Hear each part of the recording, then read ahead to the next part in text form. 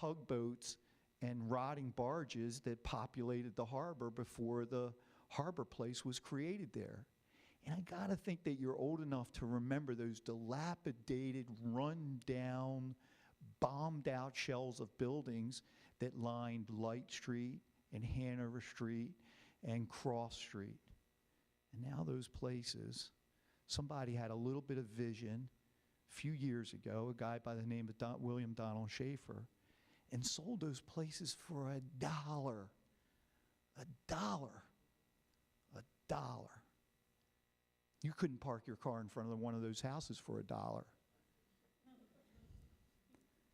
He had a little bit of vision. There was a little bit of momentum at a critical time that launched the city forward in an incredibly dynamic period in our time. And what I would suggest to you, that's what's followed since, is this incredibly long stagnation period in our city's history. While we've grappled with education, business development, and community development, and policing strategies. Let me come back to the policing strategy, for instance. I'm going to, again, this is a little bit of audience participation, because what we've learned, the Sun paper very often is wrong about much of what they have to say. Any Sun paper reporters, it's like being a gang member. You're compelled to identify your affiliation when asked. So any Sun paper reporters in the audience? Say shame, damn it. I'm disappointed.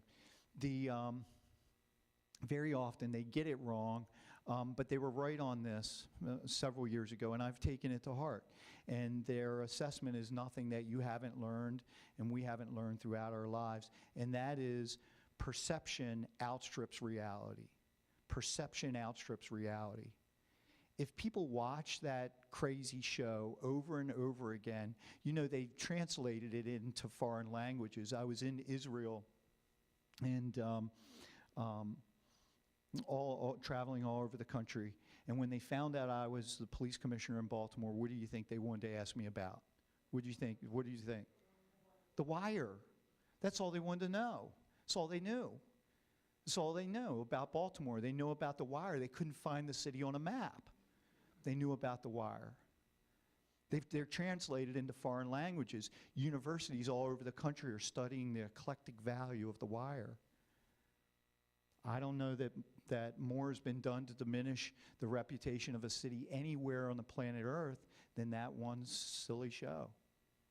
Yes, it's based on reality. Yes, of course it's based on reality. And when I debate this or have had these exchanges with David Simon through the New York Times, invariably, David, I'll say something in one of these speeches and he'll find it and then he'll write an editorial about how wrong I am.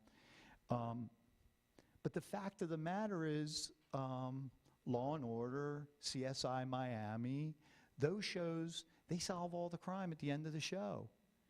They get the detectives that look like models, and they drive around in sports cars, and they show the glitzy, glamorous side of the city during the course of the deal.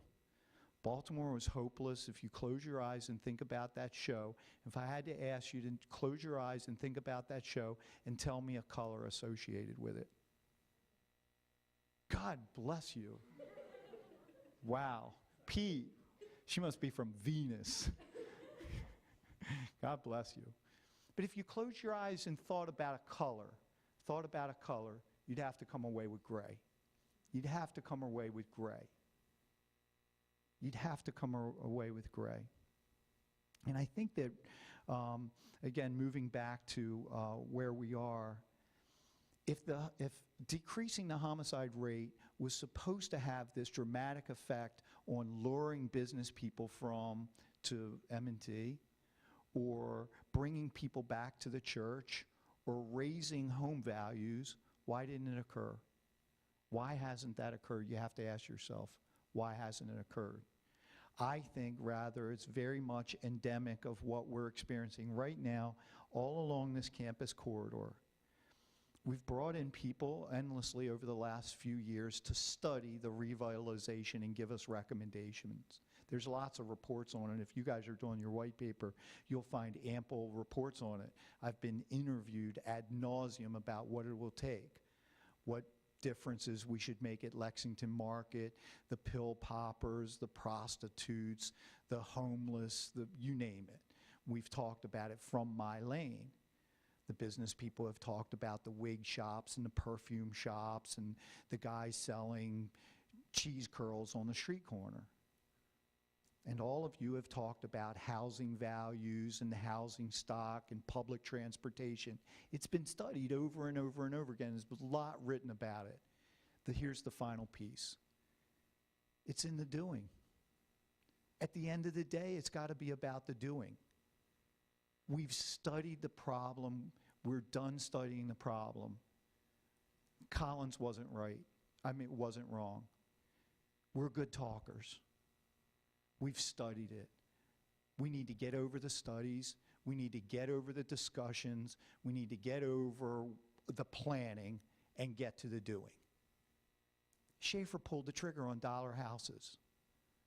I'm trying to get, they've pushed it back to me and said, 80% of your workforce doesn't live in the city. We want them to live in the city. Well, you can't make a law. It's not going to pass muster that requires city employees to actually live in the city. By now, that ship has sailed. So you have to make it attractive for the young men and women who are coming on, and I'm hiring 300. I'm hiring 300.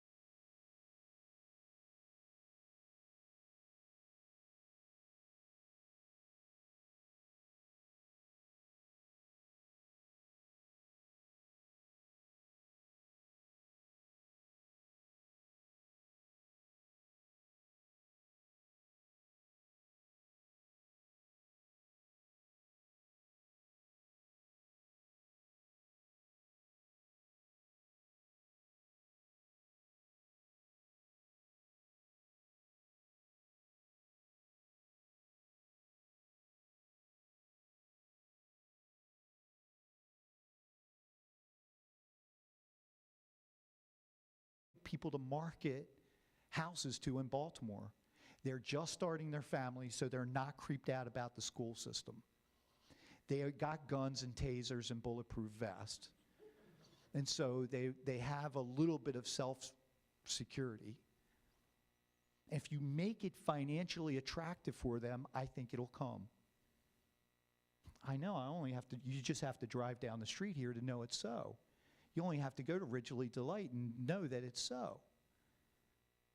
So I propose there are somewhere in the order of about, don't hold me to this in your white